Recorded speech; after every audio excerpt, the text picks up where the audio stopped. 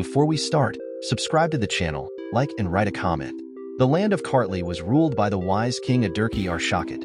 He conquered all of Kartli and Egrisi, married the daughter of the king of the Armenians, and established himself in the city of Mtskida. At this time, Jesus Christ was born in Judea, and the wise men came with offerings to the baby. However, erroneous news appeared in Kartli about the capture of Jerusalem by the Persians, which caused alarm in Mtskida. But then a year later, it turned out that the Persians had come with gifts for the newborn Jesus.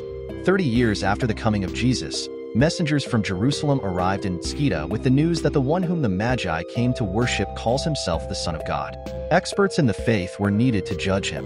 Elios and Longinus, Jews from Kartli, went to Jerusalem and were present at the crucifixion of Jesus, and then brought his tunic to Mtskida. During the reign of Adurka, 2 of the 12 holy apostles, Andrew and Simeon the Canaanites, came to Abkhazia and Egrisi. Immediately in the city of Nicosia, near the border of the Greeks, Saint Simeon the Canaanite died, and Andrei converted the Mingrelians to Christianity and went to Klarjeti. But when Adurki learned about the Mingrelians' apostasy from the faith, he became angry and sent his Aristaves to convert them by force. During the reign of Adurki, the restoration of the Persian kingdom gradually began. After Adurka's death, his country was divided between his sons Bartam and Kartam. They ruled peacefully in Kartli. At this time, the Roman Caesar Vespasian destroyed Jerusalem, and the fleeing Jews settled in Mtskida. Among them were the sons of Baraba, who was freed in place of Jesus Christ. After the death of Bartam and Kartam, their sons Parsman and Cows became rulers. Parsman inherited the throne in Armatzi, and Cows in the inner city. Starting from Adurki, the Georgian kings were subordinate to the Armenian king, especially the Armas kings, who assisted the Armenians against any of their enemies.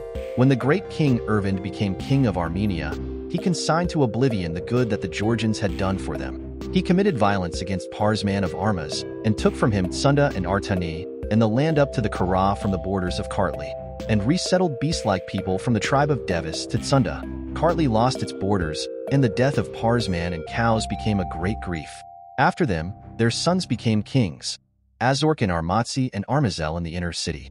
So the series of rulers continued. Relations with the Armenian kingdom became more and more complex and unstable. The kings of Kartli, Armazel, and Azork Arshakidi decided to restore the borders of their land. Then the kings of Kartli called the Ossetians and Leks. They brought the Ossetian kings, 2 giant brothers named Bazuk and Ambazuk, with the Ossetian army. They brought with them the Pecheneg and Jix, and the king of the Leks brought with him the Durdzuks and Didoy. And the kings of Kartli gathered their troops. They all gathered in countless numbers and invaded Armenia, delivering an unexpected blow. However, the Armenian king Sumbat did not accept defeat and gathered his troops to repel the attack. As a result of a tough battle, both sides suffered serious losses, but Sumbat managed to defeat the troops of the northern tribes. After the victory, Sumbat pursued the surviving enemies, and only a few of them were able to escape. Both Kartli kings, wounded in the battle, fled to Mtskida, where they began to recuperate. The war with the Armenians, led by Sumbat, proved difficult.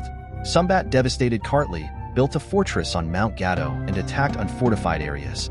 However, the kings and residents of Kartli did not give up and continued to resist. They again allied with the Ossetians and Leks, with whom they began to take revenge on the Armenians. There were battles, victories, and defeats on both sides. Finally, through negotiations, a peace treaty was reached and the borders were restored. After the death of the kings Armazel and Azork, their sons Amazasp and Dirak took over the government of the country. After their death, their sons reigned. In Armatzi, Parsman the Valiant, and in the inner city, Mirdat. Until then, all the kings who reigned at the same time were in mutual love and jointly showed love and enmity towards others. By that time, Mirdat, the king of Kartli, had brought himself a wife, a Persian from the royal family, and at the inspiration of the Persians they became enemies of Parsman the Valiant of Armas. King Mirdat of Kartli, under the influence of Persian advisors, gathered huge troops to fight Parsman the Valiant, whose honesty and courage won the hearts of the Georgians and Armenians. Hoping for betrayal, Mirdat tried to invite Parsman to a feast in order to kill him, but thanks to the warning, Parsman escaped this fate. A bloody war began, where Parsman and his faithful Spasbet Farnavaz fought against Mirdat and the Persian forces. During the battle, both sides suffered significant losses, but thanks to Parsman's courage and strategic skill, he was able to win several victories. However, Mirdat returned again with reinforced troops and launched a new attack. Parsman, realizing the danger, gathered his forces and faced Mirdad in mortal combat. Parsman and his army showed incredible courage, and Mirdad was eventually defeated. However, tragedy overtook Parsman when he was betrayed and poisoned by the Persians. After his death, the Persians entered Kartli, seizing control of the region, although the Mingrelians remained loyal to Farnavaz. Soon after, the Armenians, Greeks, and Mingrelians joined forces to fight the Persians and their allies, the Kartlians. Under the command of Farnavaz, they fought with the enemies near the Leontiy River. The battle was bloody, but thanks to the alliance of the army and the courage of the fighters, the Persians were defeated, and Mirdad and the Persian ruler died on the battlefield, leading to the victory of the Armenian-Georgian alliance. They installed the son of Parsman the Valiant, whose name was Adam, as king. He reigned for only 3 years and died. He left behind a son, a 1-year-old child. While the child was growing, Adam's mother, the wife of Parsman the Valiant named Gadana, reigned. When the grandson of Parsman the Valiant, who was also called Parsman, grew up, he began to reign. This Parsman reigned over all of Kartli, and he had a son whose name was Amazasp. After the death of Parsman, his son, Amazasp Arzacid, reigned. King Amazasp was a great warrior and ruler, worthy of comparison with Parsman the Valiant. One day during his reign in Kartli, a new threat arose on the horizon. The Ossetians, united in a huge army, headed towards the city of Mtskita with the intention of capturing it. Amazasp did not notice their movement until they crossed the mountains and approached the Leontiy River, where they stopped to rest. King Amazasp urgently convened all the Aristavis and warriors of Kartli. They gathered under his banner, including all the eastern Aristavi and Spaspet horsemen. The Ossetians, without undertaking raids, focused on the siege of Mtskita. Amazasp placed his troops on both sides of the Aragvi River and in fortresses at the gates of the city. The battle began, and Amazasp personally entered the battle, shooting down enemies with arrows and throwing spears. His accuracy and strength allowed him to destroy many enemies and horses. Amazasp's troops managed to repel the Ossetian attack, inflicting heavy losses on them and forcing them to flee. However, pride and a thirst for revenge led Amazasp to disastrous actions. He began to exterminate noble people, attracting the hatred of the Georgian people and the anger of the Armenians. By becoming vengeful and aggressive, he finally plunged himself into danger. The Armenians and Ossetians, allies of the Western Aristavis, declared war on him. Amazasp gathered his forces and went out against them, but his army was defeated. He himself was killed, and Kartli fell into the hands of the enemy. After his death, the king of the Armenians appointed his nephew named Rev as king of Kartli. Rev brought his wife from Greece, the daughter of Logophet, named Sophilia, and she, Sophilia, brought with her an idol named Aphrodite and erected it over Mtskita. King Rev, although a pagan, was merciful and a giver of help to all those in need. He knew something of the gospel of our Lord Jesus Christ, and he even had some love for Christ. During his reign, he did not allow anyone to kill children, while before him they were sacrificed to idols. And while he was king, no one killed children for idols. In return, he established the rule of sacrificing a sheep or a cow. Therefore he was nicknamed Roar the Righteous. Rev reigned safely until his death. It must be said that about Parsman the Valiant, some points are missing from the chronicler Leonti Mroveli, but Roman chroniclers wrote, Parsman the Valiant, king of Iberia. He fought against the Roman Empire, using the help of the Ossetians and other northern tribes to drive the Romans out of the Chalkis kingdom and other neighboring regions. Under Emperor Hadrian, relations between Rome and Iberia were tense, but Pharsmanes was a strong ruler and even received some concessions from the Romans. Under Emperor Antoninus Pius, relations improved. Pharsman visited Rome, where he was given a ceremonial welcome, and an equestrian statue of him was placed in the central square. According to Dio Cassius, the reason for the improvement in relations was the emperor's recognition of the distant borders of Iberia. After Mirdad, his son Aspagar reigned. Aspagar built the fortified city of Ujarma. After Alexander's invasion, all the kings who reigned in Kartli were idolaters and worshipped Kartlos, the ancestor of the Georgians. Aspagar was the last king, a descendant of the Farnavazids. At this time, the king of Persia was Khosrow Anushirvan Sassanid, known as Ardashir. And Khosrow reigned in Armenia, who began to fight with the Persian king Khosrow. Aspagar, king of the Georgians, helped him. This Aspagar more than once opened the gates to the tribes of the Caucasus and led out the Ossetians, Leks, and Khazars, and went together with Khosrow, the king of the Armenians, to fight the Persians. During the first invasion of Persia, the Persian king Khosrow fought with him, but he was put to flight, destroying his army. Since then, the Persian king could not resist. Then they increased their invasions, devastating Persia.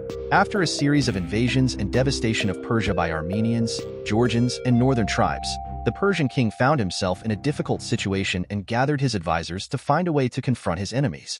He promised a reward to whoever came up with a solution. Among those present was Anush, a high-ranking ruler, a relative of the Armenian king Khosrow. He offered to make peace with Khosrow, but secretly promised the king of the Persians that he himself would kill the Armenian king. The Persian king liked this proposal, and he agreed to Anush's plan. Anush and his brother and their families went to Armenia, where they were met by King Khosrow with great honors. Khosrow loved to hunt with his retinue. During one such hunt, Anush killed the king of Khosrow and escaped, but was caught by the Armenian nobility. The brothers were killed and their relatives exterminated.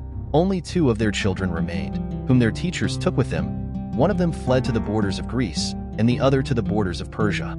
This news led to the joy of the Persian king, who first captured Armenia, then launched an invasion of Kartli. King Aspagar of Kartli tried to resist the Persian troops. Then the king of the Georgians went to Ossetia to join troops from Ossetia and strengthen the cities and fortresses. But Aspagar met with death in Ossetia. Following the death of Aspagar, deprived of an heir, only one daughter remained with his majesty. Then the Aristavis of Kartli, having gathered in the city of Mtskita at the Spasbet Mazin, made a decision unanimously. They decided to look for ways to avoid the troubles and dangers that the country faced. Mazin, expressing his opinion, declared that if they had at least a third of the strength of the Persian king, they would have repulsed their enemies. Spasbet Mazin proposed to seek favor from the Persian king, asking him to appoint his son as king of Kartli and marry him to the daughter of Aspagar. They hoped that the Persian king would respect their request and would not impose Persian culture on them or exterminate the relatives of their kings. The ambassadors went to the Persian king and explained to him the decision of the Kartlians. The king was impressed by the city of Mtskita, its size, fortifications, and proximity to the northern tribes. He also assessed the lineage of Aspagar's daughter, Abashura, and agreed to the proposal. The Persian king arrived in Mtskita, where he was met by Spasbet Mazin and all the Aristavis of Kartli. Abashura was brought from Samshveld, and the Persian king gave her in marriage to his son, 7-year-old Mirian, Persian name, Miran. Mirian subsequently became the ruler of Kartli. In old age, he converted to Christianity, having met Saint Nino, and began to profess faith in the Holy Trinity, worshipping the Honorable Cross. After King Khosrow agreed to the request of the Georgians and married the daughter of the Kartlian king to his son Mirian, he appointed Mirian king over Kartli, Armenia, Ran, Mavakan, and Haredi. Mirian was 7 years old. King Khosrow appointed a nobleman named Mroveli as ruler and mentor under Mirian and left him 40,000 Persian horsemen, but stationed them in Haredi, Mavakan, and Armenia. Mroveli strengthened the fortresses of Kartli and especially the city of Nakrisi. Mirian grew up professing fire worship and worshipping idols, fell in love with Georgians, forgot the Persian language, and learned Georgian. He decorated the idols and temples, treated the priests of the idols kindly, added decorations to the tomb of Farnavaz and, in general, was generous to the Georgians, exalting them and giving them gifts. The Georgians loved him more than other kings.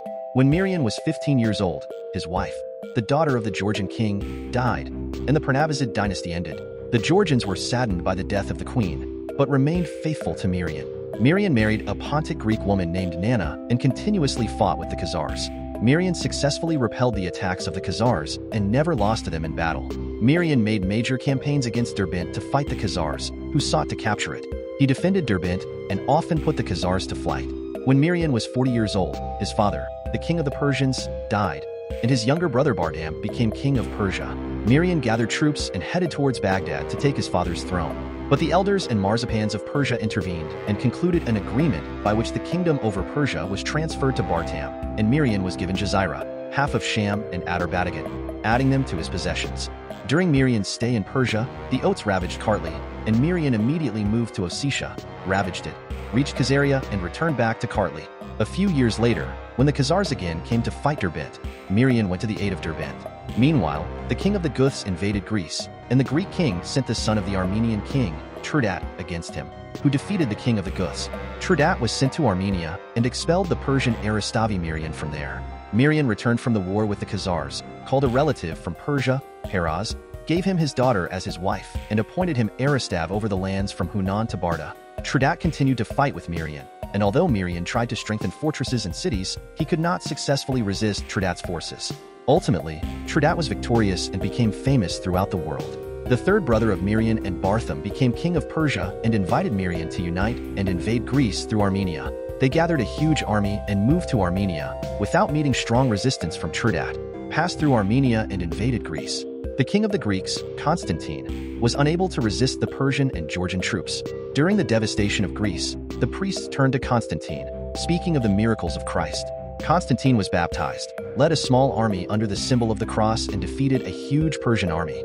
The Persian king fled to Persia, and Mirian returned to Kartli and strengthened the cities and fortresses. He lost his strength and feared expulsion from Kartli. He asked Constantine for peace, promising to be his ally. Constantine made peace with Mirian, taking his son Bakar hostage. Constantine became a mediator between Mirian and Tridad, establishing borders. He gave the lands south of the Araks to Tridad, and the lands north of the Kara to Mirian. Mirian continued to rule Kartli, Ran, Haradi, Mavakan, and Egrisi.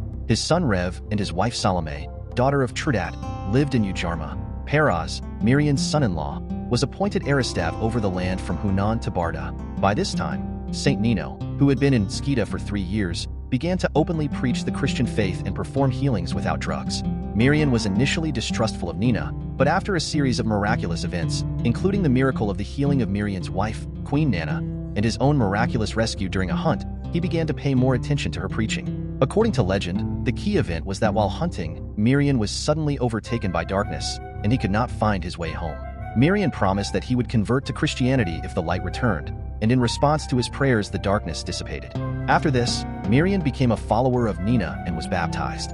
King Mirian declared Christianity the state religion of Kartli, beginning the process of Christianization of the region.